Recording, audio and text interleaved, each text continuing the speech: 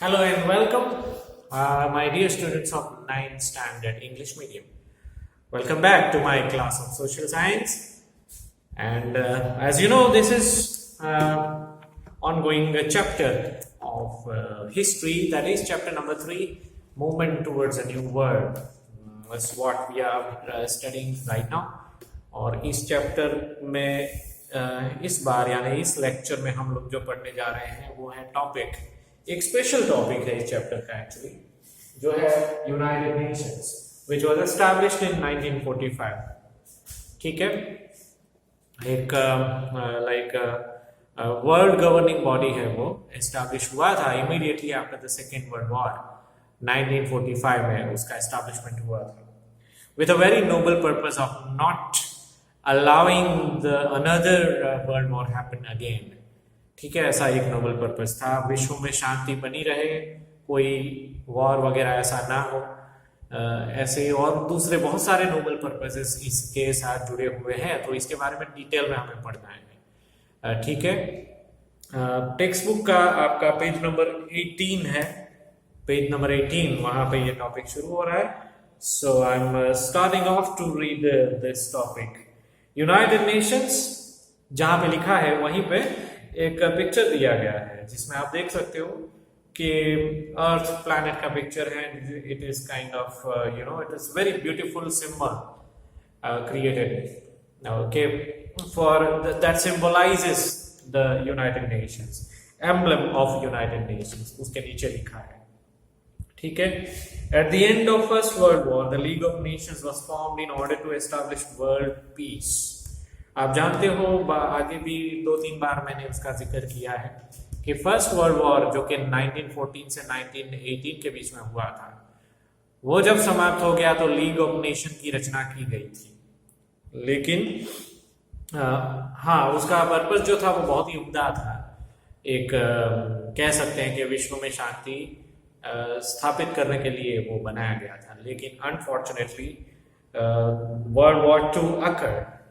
ठीक है, उसके बावजूद भी कुछ सालों के बाद वर्ल्ड वॉर 2 हुआ. उसका मतलब ये होता है world war 2 occurred meant that the League of Nations was a failure. मतलब वही होता है कि वो अपने पर्पस में असफल रहा, लीग ऑफ नेशन फेल हो गया, किसी ने उसका अथॉरिटी जो है वो नहीं माना, कोई भी कंट्री ने, और वो फेल हो गया. ठीक है, at the end of World War II, on 24th of October 1945, the United Nations was established with the purpose of peace, security and coexistence in the world. इस बार भी यानी कि सेकेंड वर्ल्ड वॉर खत्म हुआ, उसके बाद भी लीग ऑफ नेशन की जैसी ही दूसरी संस्था यूनाइटेड नेशन का आविष्कार किया गया, जिसकी डेट भी दी गई है. आपको वहां पे अंडरलाइन करना है पेज नंबर 19 के ऊपर. फर्स्ट लाइन जो है 24th ऑफ अक्टूबर 1945 के दिन यूनाइटेड नेशंस का एस्टैब्लिशमेंट हुआ था.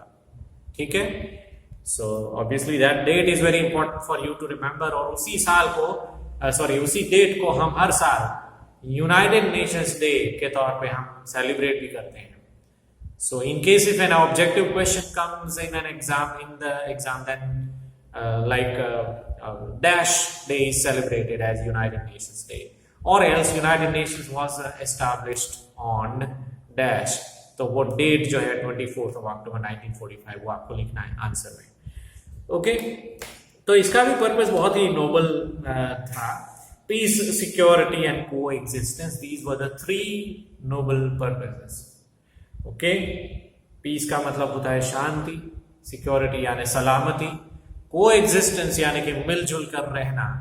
ये तीनों बातें इंक्लूड करके उस चीज को, वो तीनों चीजों को ध्यान में रखते हुए ये यूनाइटेड नेशंस स्टार्ट किया गया था. उसको हेडक्वार्टर जो है वो न्यूयॉर्क में है. नीचे उसका बिल्डिंग का पिक्चर आप देख सकते हो. 3.3 इमेज जो है वहां पे लिखा गया है United Nations headquarters, which is situated in New York, which is a very famous country of United States. America का एक बहुत ही फेमस सिटी है वो. ठीक है, तो वहां पे यूनाइटेड नेशन का हेडक्वार्टर है. तो ये भी आपको याद रखना है कि यूनाइटेड नेशन का हेडक्वार्टर कहाँ पे है, you should know that it is in New York. अब पिक्चर के नीचे से हम पढ़ना शुरू करेंगे. America's efforts to establish United Nations had already begun from the time it joined the World War II, Second World War. ये बहुत ही इंपॉर्टेंट स्टेटमेंट है कि जब ऑलरेडी सेकेंड वर्ल्ड वॉर चल रहा था तभी से अमेरिका यानी कि यूनाइटेड स्टेट्स ऑफ अमेरिका उनका कोशिश शुरू हो गया था यूनाइटेड नेशंस को एस्टैब्लिश करने के लिए. अब मैं आपको वापस याद दिला दूं, प्रीवियस लेक्चर में हालांकि हमने पढ़ा है वो, लेकिन यूनाइटेड स्टेट्स जो है अमेरिका वो शुरुआत से सेकेंड वर्ल्ड वॉर में नहीं था. ओके, अनफॉर्चुनेटली जापान ने पर्ल हार्बर जो कि पोर्ट सिटी है अमेरिका का और वहाँ की नेवल फोर्स का हेडक्वार्टर वहाँ पे था उस वक्त, तो वहाँ पे हमला किया था, अटैक किया था जापान ने और आर्मी के काफ़ी मेंबर्स, अमेरिकन आर्मी के काफ़ी मेंबर्स इसमें मर गए थे, काफ़ी उनका नुकसान हुआ था. ठीक है, तो जापान ने ये अटैक उनके ऊपर किया, तो ऑब्वियसली उस चीज़ का बदला लेने के लिए जापान को के सामने वो ऑटोमेटिकली एक दुश्मन हो गया है और एलाइड नेशन के साथ अमेरिका जो है वो जुड़ गया. एलाइड नेशन की ताकत बढ़ गई, इंग्लैंड और फ्रांस के साथ वो जुड़ गया और फिर सामने जो जापान, जर्मनी और दूसरे कंट्रीज थे, ठीक है, इटली भी था, तो उनके सामने ये एक कंट्री जो एक मजबूत कंट्री एक खड़ा हुआ और वर्ल्ड वॉर में उनका इन्वॉल्वमेंट इस तरह से हम कह सकते हैं कि बाद में हुआ. एंड देन हमने ये भी पढ़ा था कि ultimately when second world war was at the peak point, then in the month of August 1945 Japan के दो बड़े शहर हिरोशिमा और नागासाकी के ऊपर उन्होंने एटम बॉम्ब्स भी फेंके थे. काफी बड़ा तबाही उसमें हुआ था, 1,24,000 सिटीजन्स की मौत हुई थी. सिर्फ इतना ही नहीं, लाइफ और प्रॉपर्टी का इससे भी ज्यादा नुकसान हुआ था और not only on that present time but आने वाली जो जनरेशन है उनके ऊपर भी एटम बम के रेडिएशन का असर दिखाई दिया था. So it was a massive devastation. ठीक है, जो हुआ था वो तो ऑब्वियसली अमेरिका की एक गलती ही थी, हम ये कह सकते हैं, लेकिन फिर भी हम इतना भी जरूर कह सकते हैं कि यूनाइटेड नेशन का एस्टैब्लिशमेंट करने में भी यूएस का बहुत बड़ा हाथ है और ये जो वर्ल्ड वॉर चल रहा था उसके दौरान ही उन्होंने इसको एस्टैब्लिश करने के एफर्ट्स शुरू कर दिए थे. उस वक्त अमेरिकन प्रेसिडेंट जो थे वो थे प्रेसिडेंट रूजवेल्ट. यहाँ पे लिखा ही है, The American President Roosevelt made 4 important announcements regarding freedom while giving his message to the American Congress with the intention of human freedom, peace and security. ठीक है, ये जो 3 वर्ड्स हैं बहुत ही क्लोजली एसोसिएटेड है यूनाइटेड नेशन से, piece, security and freedom. तो American president Roosevelt ने अमेरिकन कांग्रेस में भाषण देते हुए ये 4 मुद्दों की स्पष्टता की थी, डिक्लेयर किया था कि अगर विश्व में सभी देशों को शांति से रहना है तो ये 4 चीजें होनी चाहिए जो ऑलरेडी मैंने बोर्ड पे लिस्ट आउट किया गया है. आपकी टेक्स्ट बुक में भी वो चीजें लिखी गई है. नंबर 1 है freedom of speech and thought. Okay, freedom of speech and thought यानी कि स्वतंत्रता, वाणी की स्वतंत्रता और विचारों की स्वतंत्रता वो होनी चाहिए. देश में, सभी देश में रहने वाले सभी नागरिकों को अपने ओपिनियन को एक्सप्रेस करने का एक अधिकार होना चाहिए. ये होगा तो हर एक इंसान अपने आप को स्वतंत्र महसूस करेगा, अपना ओपिनियन फ्रीली वो दे पाएगा और हर एक इंसान अपना ओपिनियन फ्रीली दे पाता है तो पता चलता है कि कौन से टाइप की सिस्टम वो चाहता है अपने देश में. और ये अगर पता चल जाता है तो एक आइडियल सिस्टम जो है उसकी गवर्नमेंट, ठीक है, वो आती है उस देश में, उसकी सरकार बनती है और एक अच्छी सरकार बनती है तो वो वॉर नहीं होने देती. क्योंकि अभी तक के 2 वॉर्स में हमने ये देखा था कि ये वॉर्स करवाने का इंटेंशन किसी पब्लिक का नहीं था. कोई पब्लिक ने ऐसा नहीं बोला था कि हम वॉर चाहते हैं. उनको इंस्टिगेट किया गया था नेताओं के द्वारा, लीडर्स के द्वारा, जो कि उनका सेल्फिश पर्पस होता है ये।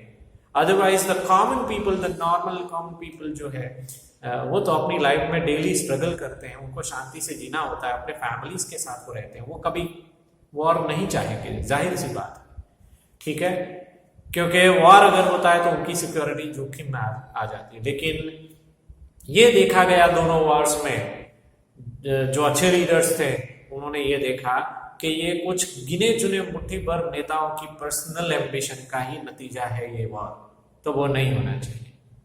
तो हर एक इंसान, अगर उनको freedom of thought and speech अगर है, ठीक है, तो अपने ओपिनियन वो फ्रीली एक्सप्रेस कर पाएगा, और जिसके जरिए पता चलेगा कि वो यानी कोई भी देश के नागरिक जो है वो देश में क्या चाहते हैं, और उसके मुताबिक गवर्नमेंट, उनके मुताबिक गवर्नमेंट बनेगी और उनके लिए गवर्नमेंट को काम करना पड़ेगा।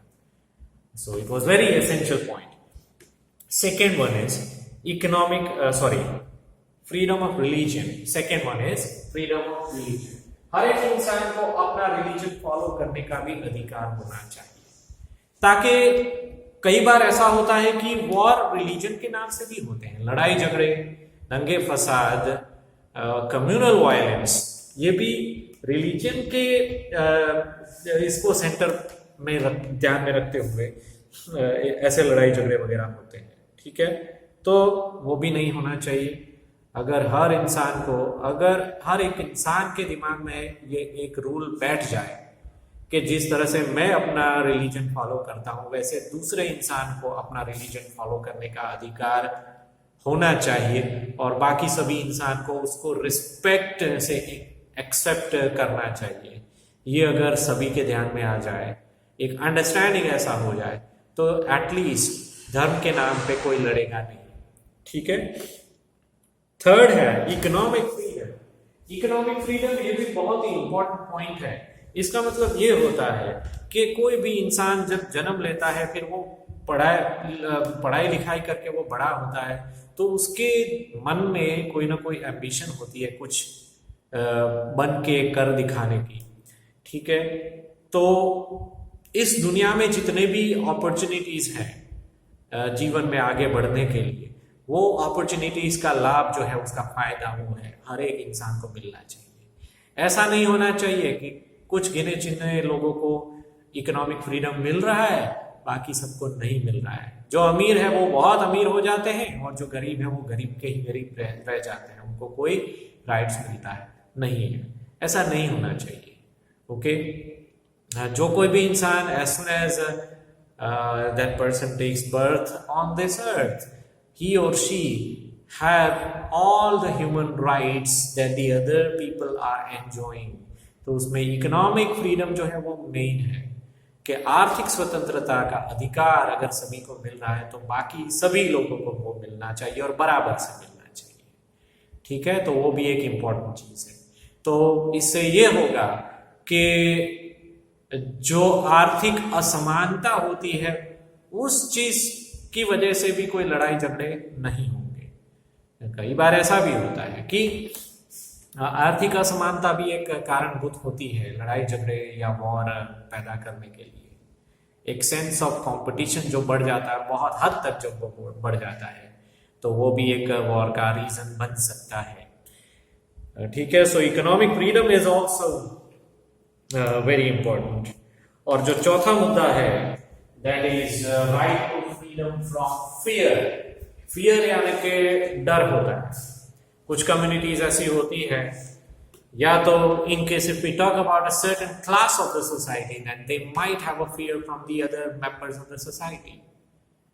कई बार ऐसा देखने को मिलता है, especially in case if we use certain words like minorities, ठीक है। काफी कम्युनिटीज में ऐसा देखा गया है कि जो खुद माइनॉरिटी में होते हैं, तो मेजॉरिटी मेंबर्स जो होते हैं वो उनको परेशान करते हैं धर्म के नाम से, या तो फिर नाती जाति के नाम से उनको परेशान किया जाता है। अनफॉर्चुनेटली ऐसे इंसिडेंट्स देखे गए हैं पास्ट में, तो वो नहीं होना चाहिए। वो डर का माहौल जो है वो समाज में नहीं होना चाहिए। चाहे नंबर वाइज आप अपने रिलीजन या अपनी सेक्ट के हिसाब से आप मेजॉरिटी में हो या माइनॉरिटी में हो। तो माइनॉरिटी वाले इंसान जो है उसका मतलब ये नहीं है कि वो माइनॉरिटी में है इसलिए मेजॉरिटी से उनको डरने की जरूरत है। Okay, they should have the equal position in the society. Okay, whatever religion or sect that they are following, whichever community that they belong to, it is merely this kind of social status। लेकिन वो social status की वजह से कोई ऊंच नीच नहीं गिनना चाहिए। वो डर से कि हम माइनॉरिटी है इसलिए हमें परेशानी हो सकती है, वो डर से सबको मुक्ति मिलना चाहिए। So this was also kind of one of the noble purposes which was included as a main aim for the establishment of United Nations। अब हम आगे पढ़ते हैं, ठीक है। ये 4 एम्स को पढ़ने के बाद ये चारों मुद्दे आपको याद रखने, which were the 4 main aims of United Nations है। ऐसा अगर क्वेश्चन आता है तो these 4 aims or 4 points you need to write। Okay, तो ये उन्होंने डिक्लेयर किया था अमेरिकन कांग्रेस का जो संबोधन कर रहे थे उस वक्त प्रेसिडेंट रूजवेल्ट ने, ठीक है। उसके बाद later president Roosevelt and the British prime minister Churchill prepared an 8-point agreement while they were on a ship in the Atlantic ocean. तो एक बार मुलाकात हुई थी प्रेसिडेंट रूजवेल्ट की और प्राइम मिनिस्टर चर्चिल जो कि इंग्लैंड के प्राइम मिनिस्टर थे उस वक्त, वो अटलांटिक ओशन में शिप में वो ट्रैवल कर रहे थे। तो उस वक्त उन्होंने 8-point एक एग्रीमेंट बनवाया था, ठीक है। वो 8 पॉइंट्स यहाँ पे दिए नहीं है, लेकिन वो एग्रीमेंट जो है उसको अटलांटिक एग्रीमेंट के नाम से जाना गया। Okay, those 8 points agreement which were made between these 2 leaders, American President Roosevelt and British Prime Minister Churchill, Winston Churchill, उनके बीच में जो एग्रीमेंट हुआ अटलांटिक ओशन में शिप में ट्रैवल करते समय, उसको अटलांटिक एग्रीमेंट कहते हैं। The agreement included matters like maintaining freedom and sovereignty of every nation। क्या क्या था इस एग्रीमेंट में? तो पहला मुद्दा ये था कि यहाँ पे एक्चुअली आपको ब्रैकेट कर देना है because these points are very important to understand this agreement। पहला मुद्दा ये था कि maintaining freedom and sovereignty of every nation, कोई भी कंट्री चाहे बड़ा हो छोटा, ठीक है, उसके फ्रीडम को और उसके स्वमान को मेंटेन करना वो सभी देश के दिमाग में होना चाहिए, सभी लीडर्स के दिमाग में होना चाहिए, ठीक है।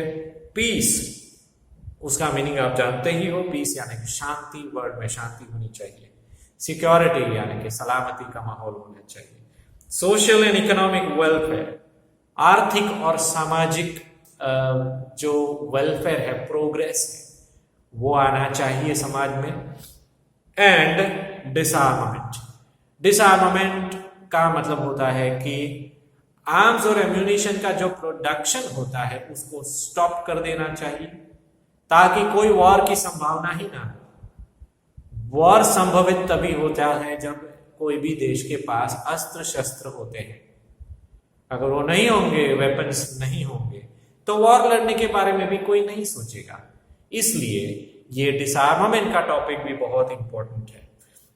Then the foreign ministers of Britain, America, Russia and China met in Moscow। यह भी इंपॉर्टेंट पॉइंट है कि रशिया की राजधानी जो है मॉस्को, वहां पे ये 4 देशों के फॉरेन मिनिस्टर्स मिले।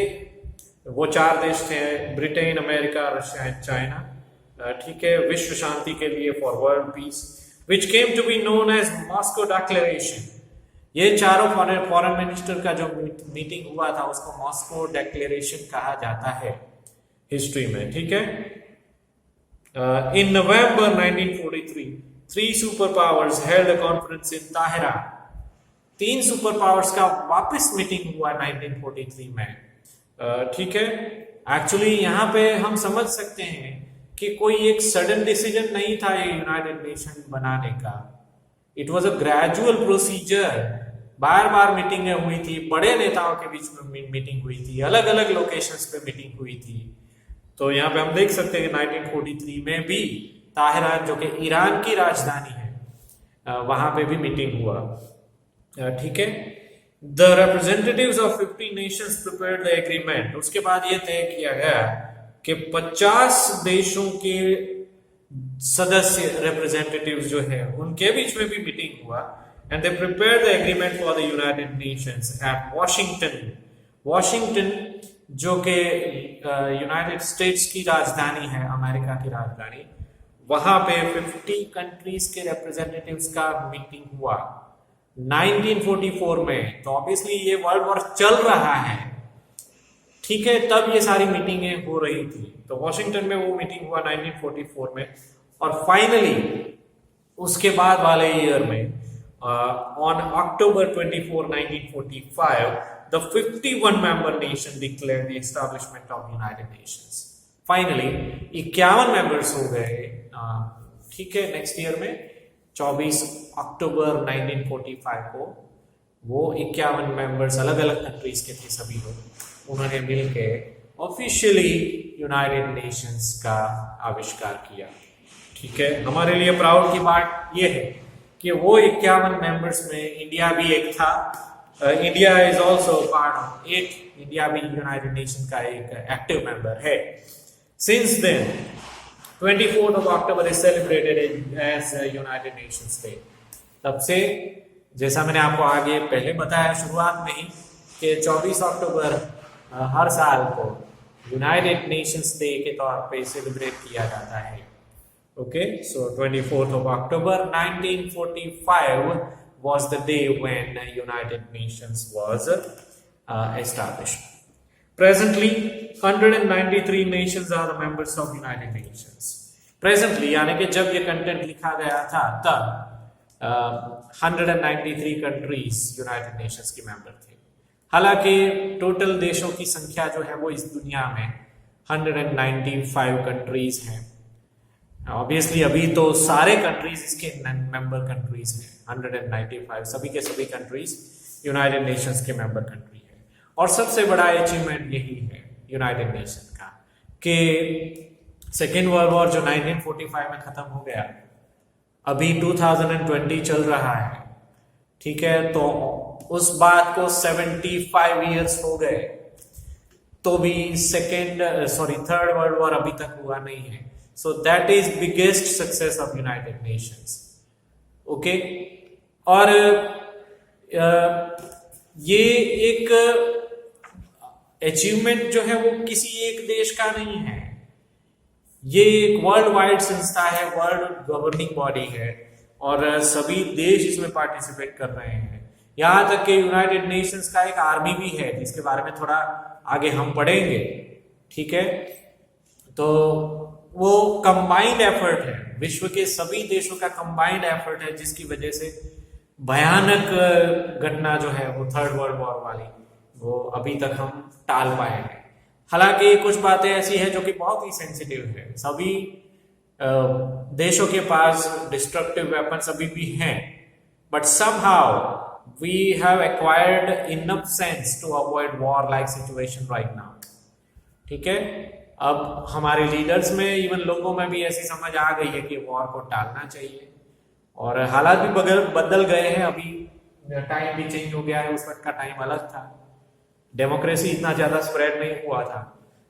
अभी लगभग 90% कंट्री में डेमोक्रेटिक रूल चल रहा है, सरकारें लोगों द्वारा बनाई जाती है, ठीक है। तो ऑब्वियसली लीडर्स जो है वो अपने पर्सनल एम्बिशंस को फॉलो नहीं कर सकते हैं, और वॉर का कंडीशन वो पैदा नहीं कर सकते हैं, and that's why the war is not happening. Okay, और गलतियों से ही इंसान सीखते हैं, दुनिया भी गलतियों से ही सीखी है। 2 वर्ल्ड वॉर में देखा कि कितना भयानक नुकसान हुआ था सभी जगह पे, ठीक है। तो वो नुकसान का अंदाजा लगाते हुए भी आज हम सब में अब समझ में आ गया है हम सबको कि वॉर कोई अच्छी बात नहीं होती है किसी के भी लिए, ठीक है। So that way we can say United Nation is a successful organisation. Okay, आने वाले लेक्चर में हम लोग पढ़ेंगे ऑर्गन्स ऑफ यूनाइटेड नेशंस, जो कि इस चैप्टर का आखिरी लेक्चर होगा। Very very important topic, United nation के कौन से ऑर्गन, यानी कि अलग अलग डिपार्टमेंट्स हैं, हम यूँ समझ सकते हैं कि उसके अलग अलग डिपार्टमेंट्स वो काम कर रहे हैं। उसके बारे में डिटेल में पढ़ाई होगी in the next lecture. Okay, तब तक के लिए आज्ञा दीजिए। Okay, and enjoy your time with your family. Thank you very much. Bye bye.